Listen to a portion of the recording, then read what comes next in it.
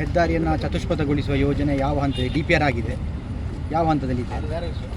ನೋಡಿ, ನಾನು ಶಾಸಕನಾಗಿ ಬರುವಾಗ ಈ ಮಾನಿ ಮತ್ತು ಸಂಪಾಜಿ ರಸ್ತೆಯನ್ನು 4 ಲೇನ್ ಮಾಡಬೇಕು ಅಂತ ಒಂದು ಪ್ರಸ್ತಾವನೆ ಇತ್ತು. ಅದು ಏನು PWD ಇಲಾಖೆಯಲ್ಲಿ ಇತ್ತು, ಅದನ್ನು NHಗೆ ನ್ಯಾಷನಲ್ ಹೈವೇ ಇಲಾಖೆಗೆ ಹಸ್ತಾಂತರ ಮಾಡಿ 3 ವರ್ಷ ಆಯಿತು. ನಾನು 3 ವರ್ಷದಿಂದ ಕೂಡ ಆ ಇಲಾಖೆಗೆ ಹೋಗಿ ಅಧಿಕಾರಿಗಳ ಹತ್ರ ಅದರ DPR ಮಾಡುವ ಬಗ್ಗೆ ಅದನ್ನು ಆ್ಯನ್ಯುವಲ್ ಪ್ಲ್ಯಾನಲ್ಲಿ ಸೇರಿಸಬೇಕು. ಮೊದಲಿಗೆ ಆ್ಯನ್ಯುವಲ್ ಪ್ಲ್ಯಾನಲ್ಲಿ ಸೇರಿಸಿದ ನಂತರ DPR ಮಾಡಲಿಕ್ಕೆ ಬರ್ತದೆ. ಆ್ಯನ್ಯುವಲ್ ಪ್ಲ್ಯಾನಲ್ಲಿ ಹೇಗಾದರೂ ಒತ್ತಡ ಮಾಡಿ ಸೇರಿಸಿದ್ದೀನಿ. ಆನಂತರ DPR ಮಾಡಲಿಕ್ಕೆ ಬಂತು. DPR ಮಾಡಲಿಕ್ಕೆ ಟೆಂಡರ್ ಕರೀಲಿಕ್ಕೆ ಒಂದು 6 ತಿಂಗಳು ಹೋಯಿತು. ಆನಂತರ DPR ಮಾಡಲಿಕ್ಕೆ ಸ್ಯಾಂಕ್ಷನ್ ಆಗಲಿಕ್ಕೆ ಹಾಗೆ ಪೆಂಡಿಂಗ್ ಇತ್ತು ಕೇಂದ್ರ ಸರ್ಕಾರದಲ್ಲಿ. ಇದು ರಾಜ್ಯ ಸರ್ಕಾರದ ಕೆಲಸ ಅಲ್ಲ, ಕೇಂದ್ರ ಸರ್ಕಾರದ ಕೆಲಸ.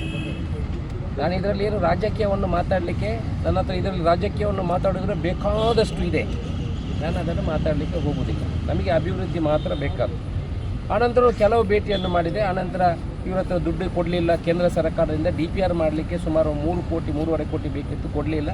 ಕಳೆದ ವರ್ಷ ನಮ್ಮ PWD ಮಿನಿಸ್ಟರ್ ಸತೀಶ್ ಜಾರಕಿಹೊಳಿ ಅವರು ಪುತ್ತೂರಿಗೆ ಬಂದಾಗ ನಾನು ನಮ್ಮ MP ಬ್ರಿಜೇಶ್ ಶೆಟ್ಟರ್ ಅವ್ರ ಹತ್ರ ವಿನಂತಿ ಮಾಡಿಕೊಂಡಿದ್ದೇವೆ, ರಾಜ್ಯದಿಂದ ಆದರೂ ಅದಕ್ಕೆ ದುಡ್ಡು ಕೊಡಿ DPR ಮಾಡಬೇಕಾಗಿ. ಅವರು 3 ಕೋಟಿ 19 ಲಕ್ಷ ರೂಪಾಯಿ ಅನುದಾನವನ್ನು DPR ಮಾಡಲಿಕ್ಕೆ ಕೇಂದ್ರ ಸರ್ಕಾರ ಕೊಡುವಂಥ ಹಣವನ್ನು ರಾಜ್ಯ ಸರ್ಕಾರ ಕೊಟ್ಟರು. ನಾನು ಮತ್ತು ಬ್ರಿಜೇಶ್ ಶೆಟ್ಟರ್ ಅವರು ಮಾಡಿದ ವಿನಂತಿ. DPR ಮಾಡಿದ್ದು ಫೈನಲ್ DPR ಆಗಲಿಲ್ಲ.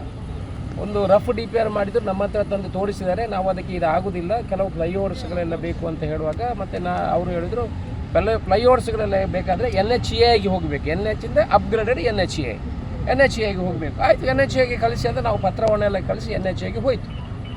ಆನಂತರ ಕೆಲವು ಒತ್ತಡಗಳು ಏನು ಬಂದಿದೆ ಅಂತ ನನಗೆ ಗೊತ್ತಿಲ್ಲ. ನಮಗೆ NHA ಹೋದರೆ ಒಳ್ಳೆಯದಿತ್ತು, ಆದರೆ ನಮಗೆ ಫ್ಲೈಓವರ್ಗಳು ಬೇಕು. ಆನಂತರ ಪುನಃ ಅದು NHಗೆ ತಿರುಗಿ ಬಂತು.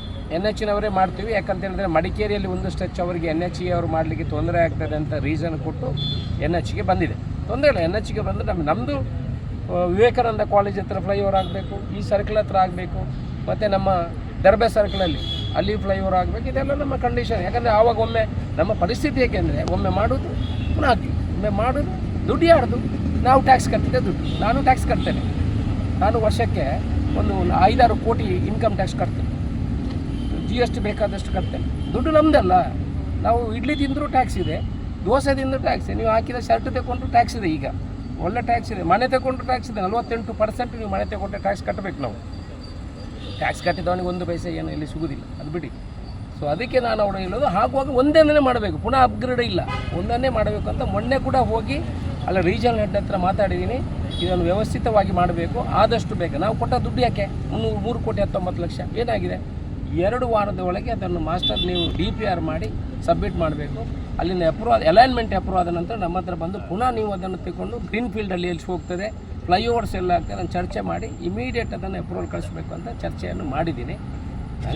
ನನಗೊಂದು ಆಸೆ ಇದೆ, ಇನ್ನು 2 ವರ್ಷ ಎಲ್ಲ ಆದರೂ ಅದು ಲ್ಯಾಂಡ್ ಅಕ್ವಿಷನ್ ಆಗಿ ಟೆಂಡರ್ಗೆ ಹೋಗಲಿ ಅಂತ ನನ್ನ ಆಸೆ. ರೋಡ್ ಅಂತ 2 ವರ್ಷದಲ್ಲಿ ಆಗೋದಿಲ್ಲ.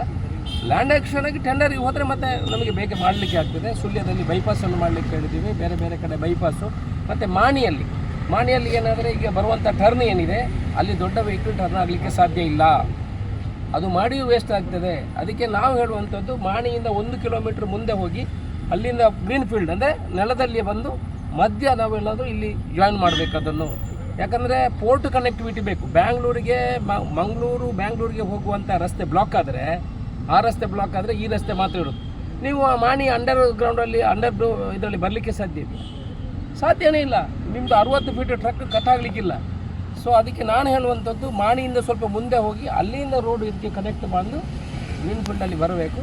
ಅಲ್ಲಿ ದೊಡ್ಡ ಸರ್ಕಲ್ ಮಾಡಿ ಅಲ್ಲಿಂದ ಬರಬೇಕು. ಎಲ್ಲಿಯೂ ಅದಕ್ಕೆ ಡಿಸ್ಟರ್ಬ್ ಮಾಡಬಾರ್ದು. ಈ ರಸ್ತೆ ಹಾಗೇ ಇರ್ತದೆ, ಅಲ್ಲಿಂದ ಮಾಡಬೇಕು ಅಂತ ಹೇಳಿದ್ದೀನಿ. ಇಲ್ಲಿಯೂ ಕೂಡ ವ್ಯವಸ್ಥೆಗೆ ಚೇಂಜಸ್ಸನ್ನು ನಿನ್ನೆ ಡಿಸ್ಕಸ್ ಮಾಡಿದ್ದೀನಿ. ಅದಕ್ಕೆ ಒಬ್ಬರು ಅಧಿಕಾರಿ ರೀಜನಲ್ ಹೆಡ್ ಒಳ್ಳೆಯವರಿದ್ದಾರೆ, ಮೈಸೂರಿನವರಿದ್ದಾರೆ, ಹಿಂದೆ ಬ್ಯಾಂಗ್ಳೂರು ಮೈಸೂರು ಮಾಡಿದವರು ಇದ್ದಾರೆ. ಅವರು ಒಳ್ಳೆ ಕೋಆಪ್ರೇಷನ್ ಕೊಟ್ಟಿದ್ದಾರೆ.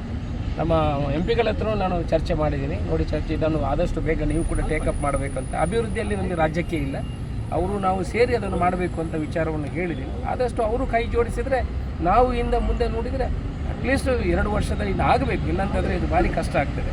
ಅದಕ್ಕೆ ಆದಷ್ಟು ಬೇಗ ಒತ್ತಡ ತಂದು ಅದನ್ನು ಮಾಡುವಂಥ ಕೆಲಸವನ್ನು ಮಾಡ್ತೀವಿ.